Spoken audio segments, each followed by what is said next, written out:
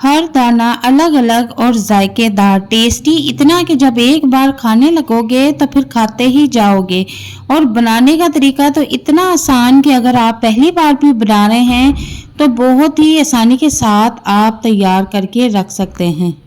आप इसे कभी भी बनाकर खा सकते हैं, चाहे रमज़ान हो या ईद का त्यौहार हो या फिर शादियों का सीज़न हो। ये हर मौके पर बहुत ही मज़ेदार लगता है और बनाने का तरीका जब आप देख लेंगे तो फिर हर रोज़ बनाने पर मजबूर हो जाएंगे, क्योंकि इतना मज़ेदार ये बनने वाला ज़र्दा बहुत ही आसानी के साथ बनकर तैयार हो जाता है। तो बिस्मिल्लाहिर्रहमानिर्रहीम, अस्सलाम वालेकुम। रेसिपी को स्टार्ट करते हैं। यहाँ पर मैंने आधा किलो बासमती चावल ले लिए हैं। इनको मैंने अच्छी तरह से साफ़ कर लिया था और इनको 3 से 4 पानी मैंने वॉश करके भिगोने के लिए रख दिया है। तकरीबन 30 मिनट के लिए मैं इनको भिगो दूंगी। तो यहाँ पर जो आपको गिरी बादाम पसंद है आप उस हिसाब से अपने टेस्ट के मुताबिक ले सकते हैं। तो यहाँ पर अब हम रेसिपी को स्टार्ट कर लेते हैं। मैं एक ही बर्तन में ज़र्दा पकाने की रेसिपी आपके साथ शेयर करूँगी। तो यहाँ पर मैंने चावलों से 3 गुना ज़्यादा पानी ले लिया है और बॉईल होने के लिए रख दिया है और उसमें 1 चम्मच ज़र्दा रंग जो है वो इसमें डाल दिया है और इसको अच्छी तरह से मिक्स कर लेंगे ताकि पानी में अच्छी तरह से हल हो जाए और इसमें गुठलियाँ ना बने। तो यहाँ पर पानी जो है वो अच्छी तरह से गर्म हो चुका है और बॉईल भी आना शुरू हो चुके हैं। तो मैं इसमें भीगे हुए चावल डाल दूंगी और इनको पकने के लिए अब छोड़ दूंगी। बीच में बाउल में जो चावल लगे हैं उसे भी हम अच्छी तरह से पानी में डाल देंगे। अब ये चावलों को हमने बॉईल होने के लिए छोड़ देना है। अच्छा, अब आपने ये देखना है कि हमने चावलों को कितनी देर पकाना है। तो चावलों को हमने तकरीबन 95% तक पकाना है और 5% तक हमने इनको कच्चा रखना है, एक कनी रहने देनी है। ठीक है, तो यहाँ पर देखें कि चावल तकरीबन जो है वो 95% तक पक चुके हैं, 5% तक कच्चे हैं। ठीक है, अब मैं इसे किसी टोकरी में निकाल लूँगी और इसका जो एक्स्ट्रा पानी है वो हम वेस्ट कर देंगे। तो यहाँ पर अब चूल्हे का फ्लेम ऑफ कर देंगे और चावल किसी टोकरी में निकाल लेंगे। अब दूसरी तरफ वही कढ़ाई लेंगे और उसमें मैंने 1 कप घी ऐड कर दिया है और उसको गर्म होने के लिए छोड़ दिया है। तो यहाँ पर मैंने कुछ किशमिश, बादाम और गिरी ले ली है और सबसे पहले हम किशमिश को फ्राई कर लेंगे। किशमिश और बादाम दोनों को हम तकरीबन 1 मिनट तक फ्राई करेंगे। इससे क्या होगा कि ये थोड़े से क्रिस्पी हो जाते हैं और बहुत ही टेस्टी और मज़े के लगते हैं। ज़र्दा बनाने की इतनी आसान रेसिपी है कि आप पहली बार भी अगर बना रहे हैं तो बहुत ही आसानी के साथ, परफेक्ट मेजरमेंट के साथ आप इसको तैयार कर सकते हैं। तो यहाँ पर आप देखें कि ये जो मैंने किशमिश और बादाम इसमें फ्राई किए हैं वो अच्छी तरह से फ्राई हो चुके हैं।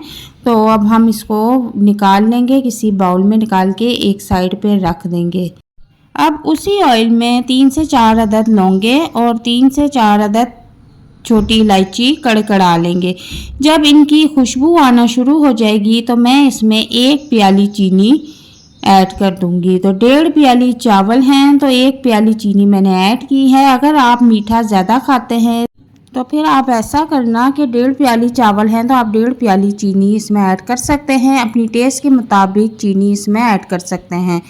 तो चीनी को अब मेल्ट होने के लिए छोड़ देंगे। करना कुछ भी नहीं है, यहाँ पर हमने बिल्कुल लो फ्लेम कर देना है और टाइम मैंने स्किप कर दिया है। तो आप देख सकते हैं कि चीनी जो है मेल्ट होना शुरू हो चुकी है। इस दौरान मैं इसमें आधा कप पानी ऐड कर दूंगी और चम्मच चलाऊंगी ताकि चीनी जो है वो मेल्ट हो जाए और गोल्डन कलर की चीनी हो चुकी है और अब इसमें बॉईल भी आना शुरू हो गया है। और जो चावल मैंने बॉईल करके टोकरी में रखे हुए हैं तो उनको इसमें ऐड कर देंगे।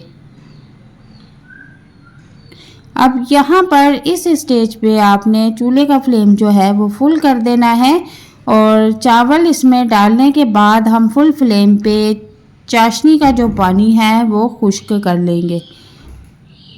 अब बहुत ही आराम से हल्के हाथों से आपने चावल मिक्स करने हैं, क्योंकि इसी दौरान जो है चावल टूटने का डर होता है। तो आप देख सकते हैं कि कितने लंबे चावल हैं। तो यहाँ पर आपने ज़रा चम्मच थोड़ी एहतियात के साथ चलाना है और बस एक बार आप इसको मिक्स कर दें चाशनी में, और इसके बाद इसका चूल्हे का जो फ्लेम है वो आप फुल करके एक साइड पर हो जाएं। और जब इसका पानी खुश्क होने लग जाएगा तो फिर हम इसको दम पर रख देंगे। तो यहाँ पर आप देखेंगे पानी तकरीबन खुश्क हो चुका है, और अब इस पर जो मैंने बादाम और किशमिश फ्राई की हुई थी और वो इसके ऊपर स्प्रिंकल कर देंगे। और थोड़ा सा कटा हुआ गिरी खोपरा जो होता है वो भी मैं इसके ऊपर दम पर रख दूँगी। और अब मैं इसको दम पर रख दूँगी तकरीबन 14 से 15 मिनट के लिए।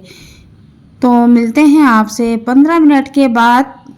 और साथ ही आपसे एक छोटी सी गुजारिश है कि अगर आप मेरे चैनल पर नए हैं तो काइंडली मेरे चैनल को सब्सक्राइब कर दें, बेल आइकन को प्रेस कर दें। 15 मिनट के बाद मैंने इसका कवर हटाया है, तो आप देखें कि माशाल्लाह हमारा शादियों वाला ज़र्दा बनकर तैयार है और खुशबू इतनी लजीज और मज़े की आ रही है कि मैं आपको क्या बताऊं। तो यहाँ पर आप देखें कि हर दाना अलग अलग है और इतना मज़ेदार खुशबूदार ज़र्दा बनकर तैयार हो गया है। अगर आपने यहाँ तक वीडियो देख ली है तो आप मुझे कमेंट में लाजमी बताइएगा कि आपको मेरी ये रेसिपी कैसी लगी। मैंने इस रेसिपी को इंतहाई आसान तरीके से आपके साथ शेयर किया है ताकि आप अगर पहली बार भी बना रहे हैं तो इसको आसानी के साथ तैयार कर सकें। अब मैं आपको प्लेट में निकाल के दिखाती हूँ कि ये इतना टेस्टी और मज़ेदार बनकर तैयार हुआ है। ये देखने में ही इतना मज़ेदार नहीं था, ये खाने में भी बहुत टेस्टी और मज़ेदार था। तो उम्मीद करती हूँ कि आज की रेसिपी आपको बहुत पसंद आएगी, और अगर रेसिपी आपको पसंद आती है तो इसे लाइक और शेयर ज़रूर कीजिएगा और चैनल को भी लाजमी सब्सक्राइब कीजिएगा। और इस रेसिपी को घर वालों के साथ, मेहमानों के साथ लाजमी शेयर कीजिएगा। तो मिलते हैं नेक्स्ट वीडियो में एक नई और मज़ेदार रेसिपी के साथ। तब तक के लिए इजाज़त चाहती हूँ। अपना बहुत सारा ख्याल रखना, दुआओं में याद रखना। अल्लाह हाफिज़, bye bye, take care, thanks for watching.